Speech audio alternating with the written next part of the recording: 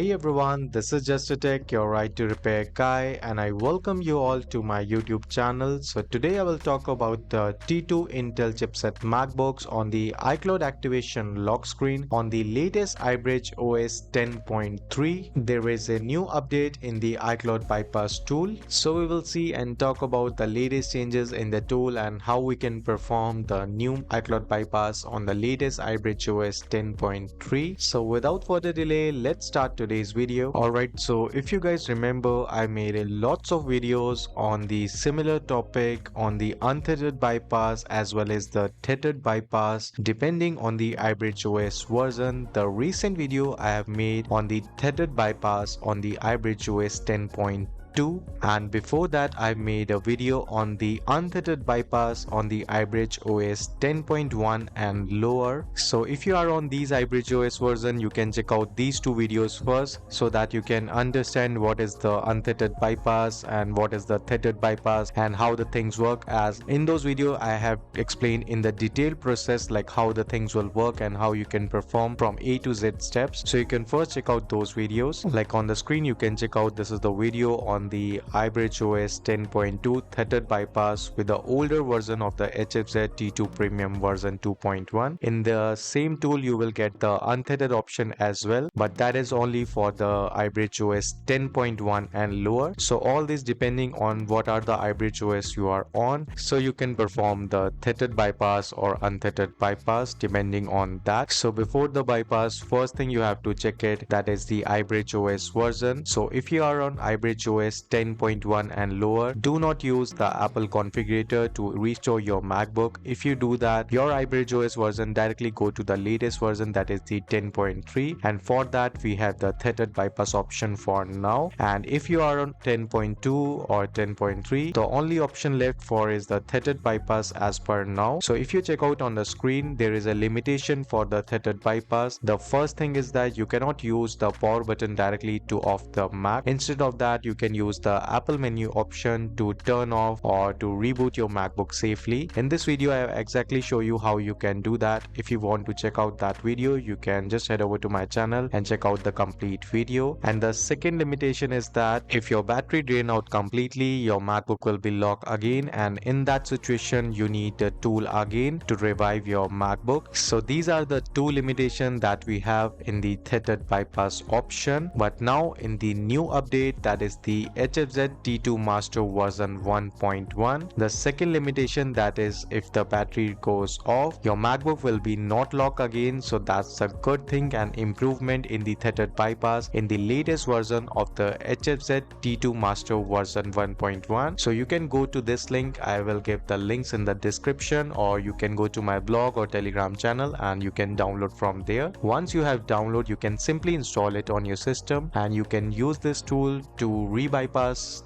your MacBook if you are on 10.2 or 10.3, and you can easily do the bypass but in the tethered way, but with the one improvement that if your battery goes off or drain completely, your MacBook will not lock again. You just need to plug your charger and your MacBook will be revived again. So you don't have to re-bypass again and again if your battery goes off completely. So that is the second limitation that is fixed in this tool version. But yes, the first limitation, that is you cannot directly turn off your MacBook from the power button, there is still there. Instead of that, you can use the Apple menu option to safely reboot or shut down your Mac. So still it's an improvement in the tethered bypass, so you can use it. If your MacBook is already registered in this version, you can just re-bypass your MacBook. But if you have not registered in this tool version, you just need to register your ECID in the new tool server and then you are ready to use the tool. So now I will show you how you can fix that. The second limitation, that is if the battery runs out, the MacBook will not lock again. So we will see that you have to do the iCloud bypass from the scratch. I've already done the bypass on my MacBook, so I will not show you the complete process again, but I will give you an idea how you can use that. The process will be similar like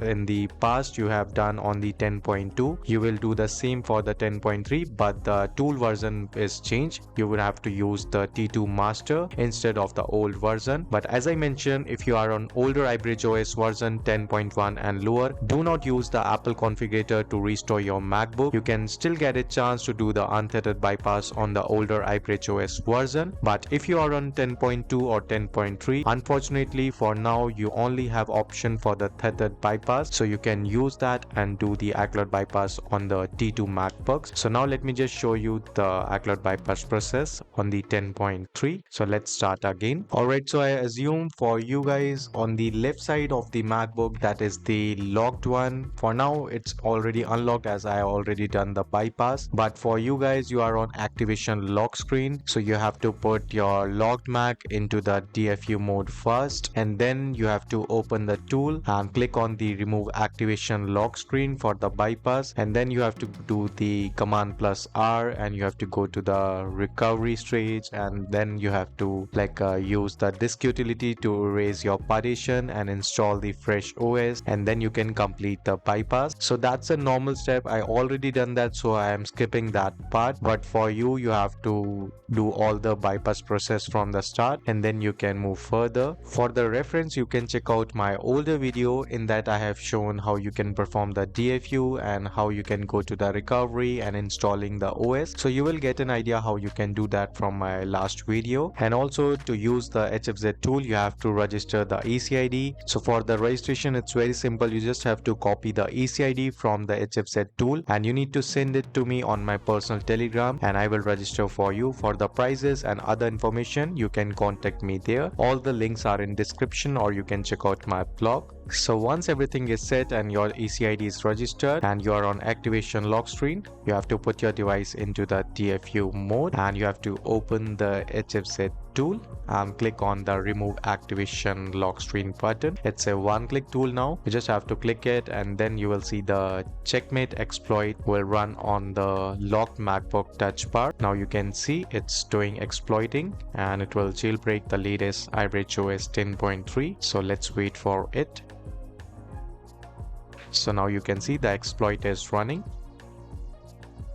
So once everything is done, your MacBook will go into the normal mode again and it will boot up automatically. And even if it's not boot up and the bypass is done, you have to manually boot to the recovery mode by clicking command plus R. I've already done the bypass, so I will not do that again, but in your case you have to do the command plus R and install the fresh OS. So I'm assuming you have already done the bypass and you are at final step, and once your MacBook boot up like this, you're ready to use the MacBook. And the second limitation of the tethered bypass, that is, even if the battery drain out completely, your MacBook will not lock again. So you can see that my MacBook is boot up completely. I will show you the second limitation in the practical process.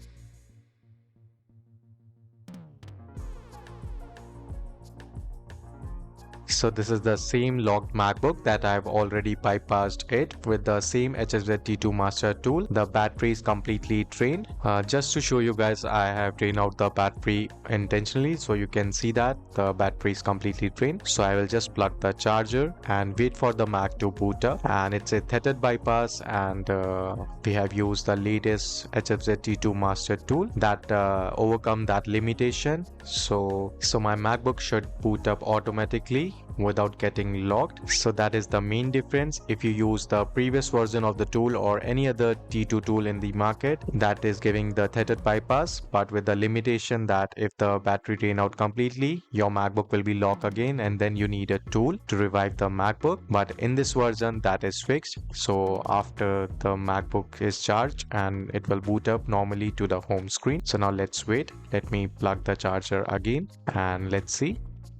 So now you can see that the MacBook is boot up and there is no lock. So the tethered bypass second limitation is fixed. You can use the latest HFZ-T2 master tool and easily fix the iCloud activation lock screen on the T2 MacBook in the tethered way for the latest iBridgeOS 10.2. If you want to register your ECID, you can contact me from the description link. All the things I have mentioned in the video, if you have any confusion or if you have any doubts, you can write down in the comments questions and I will help you out, or you can contact me on my Telegram for more information. So that's all for today's video session. I hope you gain some knowledge and enjoying my content. If yes, please hit the like button on this video, and if you're new here, please subscribe to my channel for more cool updates like this. I will see you in another video. So till then, goodbye, take care, and peace out.